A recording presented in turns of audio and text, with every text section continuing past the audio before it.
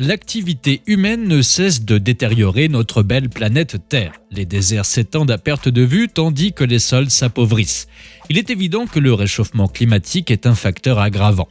L'Espagne en fait d'ailleurs énormément les frais. Quand tout cela va-t-il prendre fin ? Il semblerait que la péninsule ibérique transforme ses déserts en forêts. Mais comment cela est-il possible ?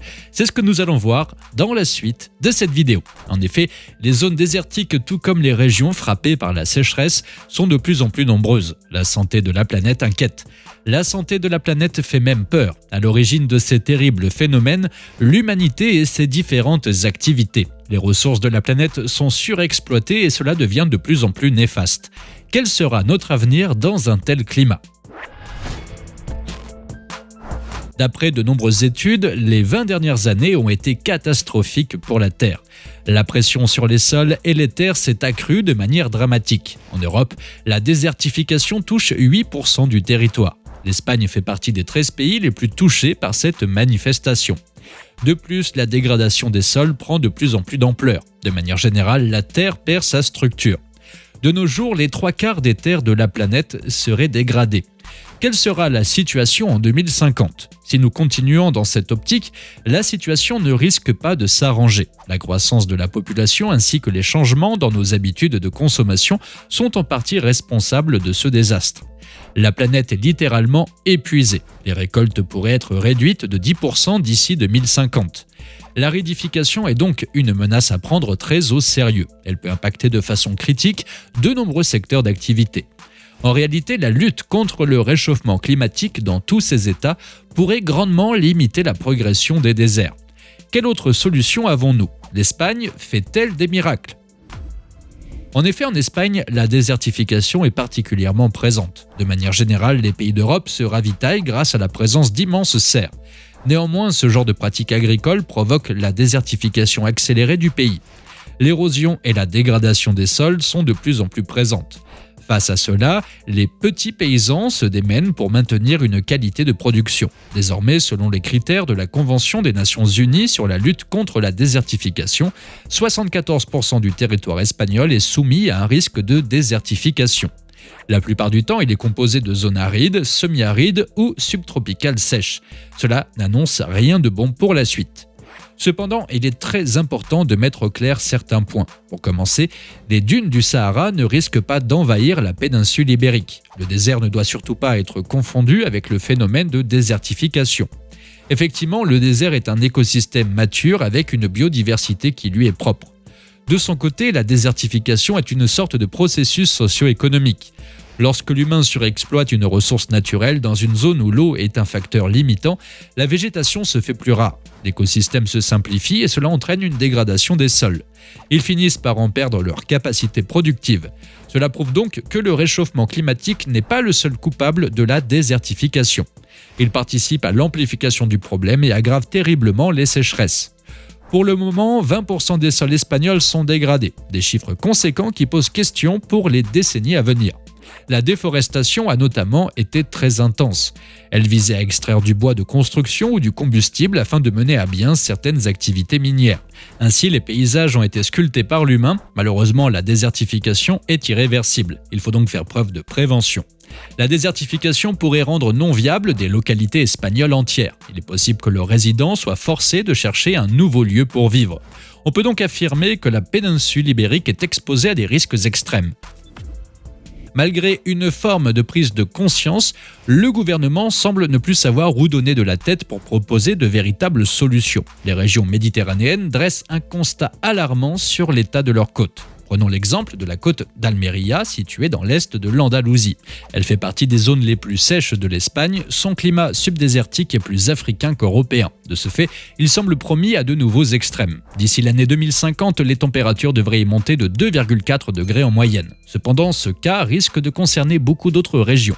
Dans l'ensemble de l'Espagne, la désertification présente un risque élevé, voire très élevé.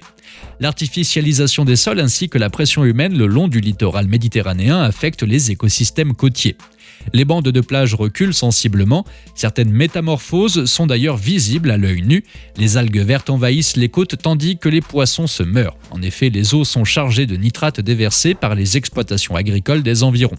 Ne parlons même pas de la pollution des nappes phréatiques. Il ne faut pas non plus mettre de côté l'impact de la pression touristique sur la faune et la flore marine. Le signal d'alarme est tiré et la désertification devient l'un des problèmes les plus importants du pays. Pourtant, le gouvernement ne souhaite pas insuffler un vent de panique auprès des populations. Il semblerait que les épisodes de pluie torrentielle ainsi que les nuées de sable du Sahara fassent partie de la routine. Une prise de conscience voit le jour. Malheureusement pour beaucoup, l'environ 2050 reste bien trop loin. Il est vrai que le boom immobilier et la bétonisation de la côte ont été vécus comme un signe de prospérité. Il est donc très compliqué de changer les habitudes et de mettre en place un procédé de restauration des écosystèmes. Effectivement, les développements urbanistiques sont perçus comme un moteur essentiel de l'économie locale. Néanmoins, il est primordial de faire passer la lutte contre la désertification au premier plan. Certains agriculteurs tentent de prendre le taureau par les cornes en pratiquant ce qu'on appelle une agriculture régénératrice. De ce fait, ils sèment un mélange de graminées et de légumineuses. Cela permet de créer une couverture végétale qui protège la terre de l'érosion. Ce système peut-il devenir commun à toutes les productions ? Rien n'est moins sûr car les habitudes ont la dent dure. Il est question de ramener des bassins versants touchés par la désertification à leur état naturel. Des espèces autochtones sont alors plantées à nouveau. Quelle solution l'Espagne peut-elle donc mettre en place ? Parlons un peu de la Grande Muraille Verte d'Afrique. Il s'agit d'un projet de barrière végétale de plus de 7000 km de long et de 15 km de large. Cette ceinture verte longe le désert du Sahara. Elle a pour objectif de freiner son avancée. Il est vrai que chaque année, le désert gagne du terrain et détruit 2 millions d'hectares de savanes et de forêts. Débuté en 2008, ce projet est très long à mettre en place. Pourtant, il montre des résultats très satisfaisants, notamment au Sénégal, où les plantations sont les plus avancées. Néanmoins, la Grande Muraille Verte d'Afrique vise à restaurer 100 millions d'hectares de forêt d'ici l'année 2030. Tout comme l'Afrique, l'Espagne a décidé de mettre les bouchées doubles. Il est question d'une stratégie nationale de lutte contre la désertification. Ce plan d'action global vise à accroître la biodiversité et la résilience écologique dans les zones les plus sèches du pays. Il s'agit aussi de favoriser les actions de restauration des sols déjà bien dégradés. On parle ici de la préservation d'un capital naturel primordial à la survie de notre planète. Il faut donc progresser vers une neutralité dans la dégradation des terres. Cette stratégie nationale établira donc un réseau de zones expérimentales. La conservation des sols et des ressources en eau sera favorisée. La gestion des terres doit prendre un nouveau tournant en mettant en place de meilleures pratiques forestières. La création d'un atlas national de la désertification est également sur la table. Une plateforme d'information publique ainsi qu'un conseil national autour de la désertification seront mis en place. Ainsi, la restauration et la récupération des zones touchées sont enfin en ligne de mire du gouvernement espagnol.